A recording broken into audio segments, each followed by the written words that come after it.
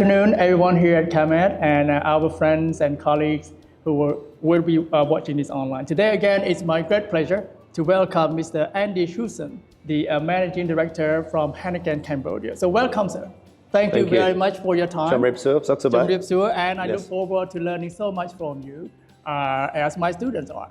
So today, I would like to pick your brand on a few things. But before we start, please go ahead and make yourself introduction so that we get to know you better. All right. Thank you, Virak, and thank you for the CamEd Business School for inviting me here today to talk. It's an absolute pleasure. I've been with Heineken for 15 years, all over APAC. But I've only been in Cambodia for a little bit less than a year. Okay. And so it's my. But I've already heard about your school and the great work you're doing, and it's a pleasure to be here to talk about Heineken and the FMCG industry today. That's right, and I noticed that you brought 00. Is this a new product? Yes, it is. Yes, we'll talk about that later on. It's world famous Heineken 00. So there's no alcohol at all, but it's got the refreshing taste of beer. It tastes like a delicious beer, but with zero alcohol, and sort of very light, very refreshing, and a fresh alternative that we're bringing into the country and launching next month. So you get to hear about it right here for the first time ever. Good. It's always nice to have new players in town. Thank you. Now, Andy, if I may, I would like to go straight to our, students send me a lot of questions, and one of those is about AI. As we know, especially in the manufacturing, which usually depends on heavy work from humans. Yes. So how do you see things are playing out? Do you or do your employees worry that they might lose the job, or how is it? How's the feeling inside the company?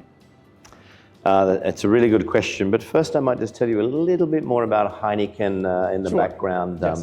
Just to tell you, because we're quite a wonderful company, 160-year-old independent, global, responsible brewer. We're the second largest in the market. We have 300 brands around the world, and our purpose, we're a purpose-driven company, a values-driven company. And our purpose is to brew the joy of true togetherness, to inspire a better world. And so we believe that the world is a better place when humans sit down face to face, or friends and family, and have a conversation over a meal and with a beer. So we like to think of ourselves as bringing people together to enjoy and to inspire a better world, is both on that humanitarian level, but also on the responsibility side. So. On responsible drinking and responsible marketing and those types of things. So we've been in Cambodia for 30 years. And so I'm proud to be here in front of you with 30-year history in Cambodia. We've got the #1 foreign investment license for the country. Yes. And one of the first to enter into the country. And that I am aware. Yeah, so from a community perspective, very happy to be here. Brands like ABC, brands like Tiger Crystal, Anshore, Gold Crown are some of the mainstays here. And people really know us as a responsible company, a compliant company, the #1 taxpayer. And so we are really proud to be part of the local community and leading us forward. To get to your question specifically, when we talk about AI, AI hasn't just exploded in the last 12 months. It's become such a hot topic, and it's no different in the fast-moving consumer goods industry. Our global strategy has 5 pillars, but the last one is about digital and technology. Right. And so we look at AI as an enabler of our digital and transformation strategy. To put it right out there, we don't think it's going to replace humans in our business. I mean, if our business is about... Good news. Yes, If you think our business is about humans connecting, it's a relationship business. Certainly on the sales and marketing side, we don't see it. In manufacturing, over time we see AI enabling productivity gains. Right. And so in that regard, yes, it will take jobs, but hopefully free up humans to be more creative and be more strategic and be more connectful in other ways. So we see it as a shift of roles as opposed to replacement of roles. Specifically, AI is already alive and well in our business. So we're using AI to connect like-minded equipment right across the world. So we have about 100 different 100 different countries with breweries, about a couple of hundred breweries, and we're connecting like-minded equipment through AI. So you can have an operator in Cambodia talking to an operator in South America about the KPIs and benchmarks of common equipment. So that's called our Connected Brewer program. We also use AI in the marketing space to be able to help us to build stronger creative, connectful advertising and those types of things. We also use AI in our customer service area, where really the chatbot technology can be very hard to tell between whether you're talking to a human or talking to a chatbot, so to speak, or AI. And of course, in the office, we're using the Microsoft version of AI, and so we're all learning about that. I have to say, I'm using it increasingly more week on week. Good. And I think it's one of those things that it's a slow build, but is going to be a transformational change. So it seems to me that, of course, obviously AI is everywhere in every sector, right? Back here in our school, we use that a lot. We use that in our teaching, use that in our research, so everything. But now, just to go back to, because I got so many questions from students. Yes, of course. One of those is about competitive strategy. Because just now you mentioned a lot of companies in Cambodia, in food and beverages. Obviously, you have a lot of competitors, right? Yes. So I guess the gist of the question is, how do you manage to stay up and above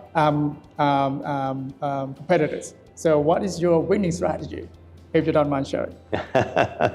Well, I can't tell you all of that, all of the strategy, but I can tell you a little bit about our company. It's true, fast-moving consumer goods is our general industry. Right. That means products that are consumed everywhere, every day.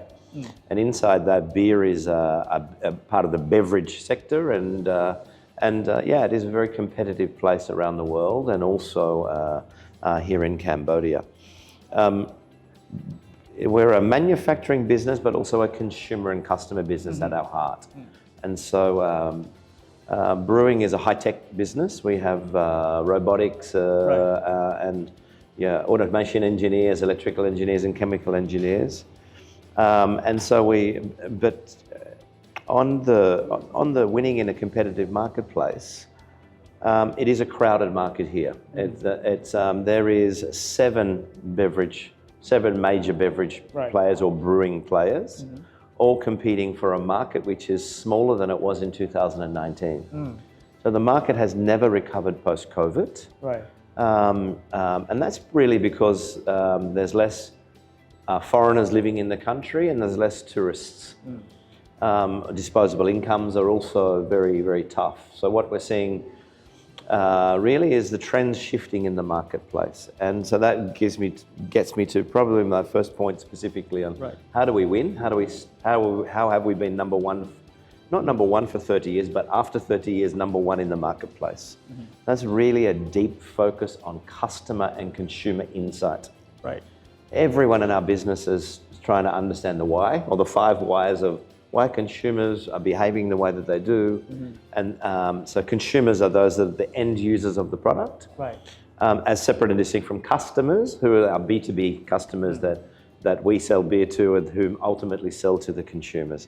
So it's really trying to understand deeply those customers and consumers that really make the difference. And we've got a worldwide system that we use of qualitative and quantitative measures to really understand those consumers and benchmarking our brand strength versus competitors. And our, so we've got a tracking system. We're basically like doctors for the brands. Right. And we look at the health of those brands and the meaningfulness of those brands and the differentiation of those brands vis-a-vis the competitors. Right. If I could ask you to elaborate a little bit more on this is because usually small companies are by nature much more easier to turn things around, to be Yes. flexible, all that. So usually when we look at a giant company such as yours, we understand that there are structures established everywhere, right? So it's like Yes. you walk in, there are structures, there are processes, there are everything. So the question would be, how fast are you in terms of trying to catch up, and not just to catch up, at times even to go above what competitors have been doing? Because as a big company, it's probably not as easy as a smaller one to move things, to change things, but what can you tell me? Yes, yeah. So speed is important. You'd much rather be fast and first than right and late. Right. And so that's a constant dilemma. What we do is we predict the future Right. outcomes, we build hypotheses, and we prove and disprove those as time progresses. So that's really how we do it. So we have an innovation pipeline for the next 3 years. Right. So if the market starts to run fast, we will just accelerate that innovation pipeline. If we've got more time, we will try to differentiate our brands and the portfolio to match them to consumers and or occasions. Right. And so it really, I think big doesn't necessarily mean slow. Big should mean that your percentage of success goes up. Right. If you think about an entrepreneurial organization or a startup, they can get it wrong very fast, and they can also course correct very fast. Right. But they're still doing the same thing. They're still listening to their consumers, and they're still listening to their customers. They're just using more qualitative means and more gut instinct to get there faster. But Right. it doesn't mean they're always right. Sure. Yes. So being agile is very important. Totally. And we grew up in a sort of a project management mindset as an organization, and now we have every year intentionally a series of projects we run in an agile way of working, in as a good example of speeding things up. We also look at rolling innovation on an APAC level. So if I can connect my local innovation team to innovation teams all over Asia, Right. for example, we're still being inside driven, but I can just 10x Right. the amount of innovation that I can deliver at speed. So those types of things are things that we're constantly looking at. This is very interesting, especially from our perspective as a business school, right? So sometimes we look at products, we look at market, but we also look at labor force. So another question also, just sideline question. Yes. Sometimes students ask, how do people work inside your company? Do you go and work in one place for a long time, or do you get reshuffled every often, so to make sure that everyone knows a little bit of everything in case certain departments need quick labor from another one, those people could be moved around quickly. How does it work inside the company? It's a good question. So we're certified as a great place to work, which is members of the public had voted us a great place to work. So I still believe we're the only consumer goods company that's been voted a great place to work. So our culture is alive and well in our company. We also, our climate scores for Heineken are in the highest quartile of all of the FMCG companies in the world. So we're a fun, vibrant, energetic, cool place to work, where authenticity and genuineness is really, really valued. So you come to our work in jeans and a t-shirt. You know, this is about as dressed up as I will ever be. And so our culture is about a real collaboration and real teamwork. We're functionally oriented, so we have a marketing, a sales team, an engineering team, for example. But the cross-functional collaboration is really, really important to break down those silos and to accelerate things. When you mention functional, not being siloed, that is really, really catchy. That's very important. So now that brings me to another question that I received. It's about supply chain. Yeah. You see, in a big company such as yours, there's so many levels, right? From the farm, you get your raw materials, and all the way goes back to consumer, right? So there must be a lot of layers inside your supply chain. So if you could explain to us a little bit, not describing every single level, maybe pick up 2 or 3 levels, and then also help us to understand how do you make sure that those partners of yours at those levels are happy. Yes. And before I go there, I just thought about two more points I wanted to say Sure, on the yes. people front, because Yes. you are a business school, and we're really a great place to work, and we've got a graduate program. We welcome many students. To answer your question, we rotate people very quickly. Good. I would say 18 months, 2 years tops. We will rotate people. We have a performance management program. You'll sit down and you'll evaluate your performance. You'll talk about your future development plan, and we really try to meet people where they what they want to do and what we want to do. So it's very liberal in terms of the way that we do things. It's not that we put people but it's an open conversation and a dialogue. So I thought that might be interesting for your students to talk about that, and they're welcome to come and join us and have a look at our facilities, our on-site bars, and chill out spaces. It's like a campus in itself. Is kind of the environment that we have. We will be there indeed. Yes. So you're welcome to come at any time. But the supply chain question you're really asking about, we nickname that barley to bar. So you think the amazing thing about beer, it's made from real grains. Whether it's rice or mostly barley, malted barley. So it's roasted barley. And it's actually the cooking and brewing of those ingredients that then unlocks the flavour and the taste of beer. And that's why beer is so refreshing and so flavourful. And so we have about 75% of our products, or our total expenditure, invested in local communities.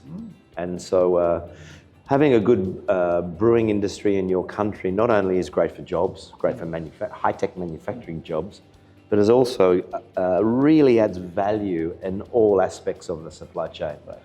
I go all the way to a bar, or a restaurant. The beverage is the most profitable part of a restaurant, and of course in a bar or a nightclub environment. So we've got many bars here that more than 50% of their profit comes from us. And so when you think about farming community all the way to a bar community, we have to collaborate deeply. And so collaboration is the key. Customer centricity, we need to be very clear on what we want, and how we value the priorities that we want, but also how we will evaluate our supply chain partners. And then we have to have regular check-ins and open dialogue with them in order to understand their needs and their pain points. So this is really how we sit down with strategic partners every year, work through what's working well, what isn't working well, and collaborating on the relationship, being very clear with our procurement departments in terms of what our needs are from a specification perspective, and working through from there. But I think the heart of it is collaboration and customer centricity. Some companies would operate their own retailer, wholesalers, but do you operate your own retailers? No. Well, we have different models in different countries. So if you go to the UK, we're the largest pub group in the country. So we're vertically integrated into, in Europe, we do have some barley malteries where we roast barley. So we're vertically integrated the other way as well. But here in Cambodia, we've chosen to be our core business, to be brewing, sales, marketing, and distribution. But our distribution, so we've got exclusive Cambodian companies, which are our agents that operate in geographic territories around the country. So we deliver the large truckloads to them, and then they break down those into smaller truckloads and deliver it and disperse in the marketplace. There is about 100,000 drink shops or shops that sell beer in the country, and so that's very, very hard from a foreign company to know those. So we rely on people living in the local communities and being close to those local communities to really understand the local nuances, the local festivals, the local events, and those other operators. So that's how we really operate in a partnership way with our agents. And I understand that your company also operates, everyone needs to be a socially responsible company. So I'm sure you have a lot of CSR projects, right? A Can you lot. just highlight just one? The one that is close to your heart the most. All right, so our whole CSR area is called Brewing a Better World. And it talks about social responsibility, Right. it talks about alcohol responsibility, and talks about environmental responsibility as the three aspects. But the one example I'm most proud of is this Heineken 0.0. This will be the first great tasting zero alcohol beer in the market. And if you would have said 10 years ago that we will be selling beer with no alcohol in it, it would have been a little bit hard for me to reach out that far. But really, the market's changing a lot, and people want to have. During the day, you may not want to drink a beer. You may, at lunch with your friends, you may want to mark your friend's birthday, but have a 0.0 beer. You might, after a gym or sports session with your friends, you may want to have that social moment of connection, but without alcohol. Right. And so there's an emergence now of these many, many moments as we're all trying to balance our health and well-being with our social lives. And so this is one active example of where we're really trying to lead the market in both a personal responsibility and a social responsibility way towards zero alcohol. That's right. Beer.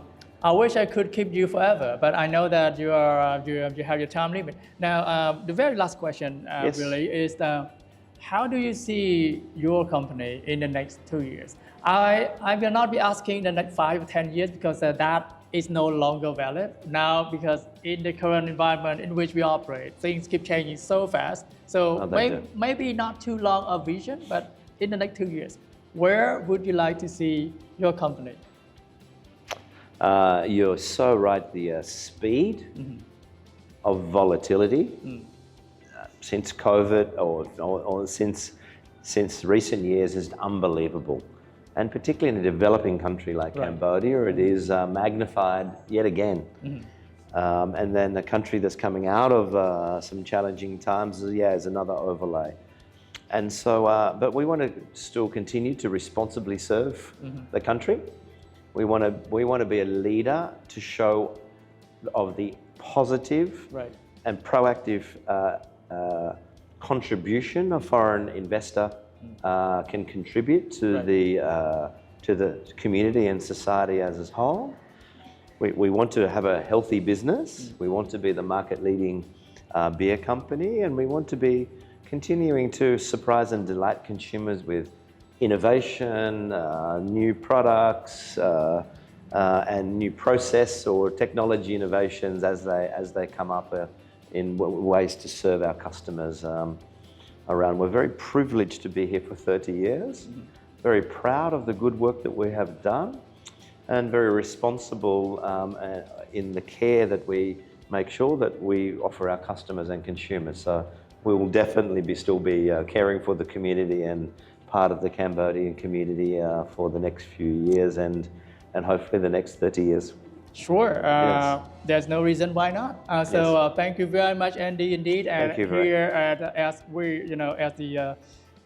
the most talked about, in fact, the best business school in the country, I always make sure that students are exposed to all the knowledge and experience possible. Yes, we learn from practical lessons. Our professors are former practitioners, so they bring their insights into the class a lot, but yet I always want to see more so that our students can hear both from inside the class and outside the class from great professionals such as your good self. So this is a delightful moment, and I hope you will come back, and we look forward to your future conversations with us. Look, thank you. I love how you're collaborating with industry, that your case study way of working, really bringing the outside in is a fantastic way to learn, and learning through diversity and learning through different experiences and from different people, from different cultural backgrounds is always a fascinating learning experience. So keep up the great work. Thank you. Keep enabling the country with great talents, and they're more than welcome to talk to any of your students if they want to come and work in a consumer, customer inspired. Be careful what you're offering. All of them will go. No. Yeah, like I said, graduate programs or development programs are more than welcome if they want to come and work with us. It'll be an absolute pleasure. So Great. thank you. Excellent. Absolute pleasure. Thank you very much.